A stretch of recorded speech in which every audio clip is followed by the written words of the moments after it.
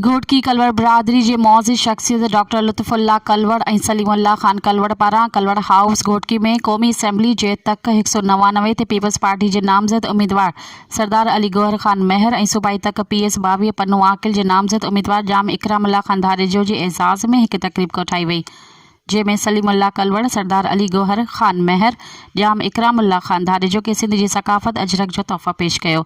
इन मौक़े ते सरदार अली गौहर ख़ान महर, जाम इकरामुल्लाह ख़ान धारेजो चयो त आम चूंडनि में पीपल्स पार्टी सॼे मुल्क में वॾी कामयाबी हासिल करे सिंध ऐं वफ़ाक़ में हुकूमत ठाहींदी ऐं ईंदड़ वज़ीर आज़म बिलावल भुट्टो ज़रदारी हूंदो।